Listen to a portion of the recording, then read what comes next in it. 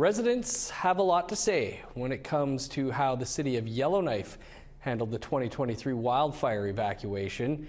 Reporter Charlotte Moore-Jacobs attended last night's public engagement session and has more. The Yellowknife multiplex is empty now, but in a matter of minutes, 200 people filled these chairs. They were there to listen and share opinions about the 2023's unprecedented wildfire season, which led to the evacuation of multiple communities, including the 20,000-person territorial capital of Yellowknife. Media was not allowed to film the public engagement session, but it is part of an independent response review led by KPMG, a global accounting firm contracted by the city. They heard feedback about mitigation and preparedness, evacuation response, re-entry, and recovery. A big theme was poor communication.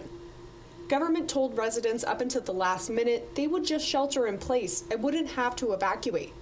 Everybody that spoke up there tonight, their biggest concern was the lack of communication on all levels of government, all levels of evacuation, right from leaving to returning to the evacuees. Like for me staying here and working, I knew what communication I had within the volunteer group.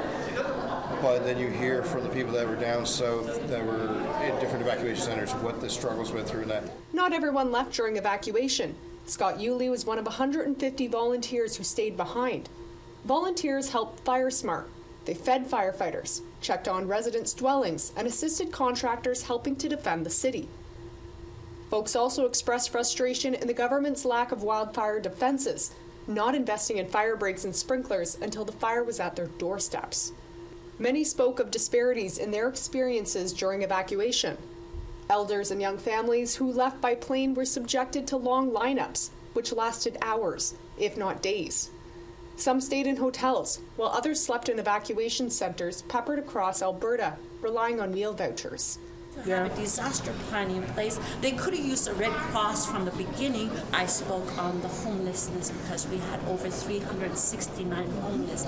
When they were evacuated, they were dispersed in different cities. Cleatjo resident Georgina Frankie says she hopes the review highlights how vulnerable populations were left out of planning, some of whom never did make it back to Yellowknife after evacuation. There's 20,000 people.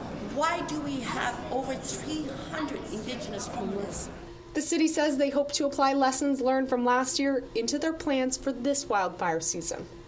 The report will be released publicly in June. Charlotte Moore-Jacobs, APTN National News, Yellowknife.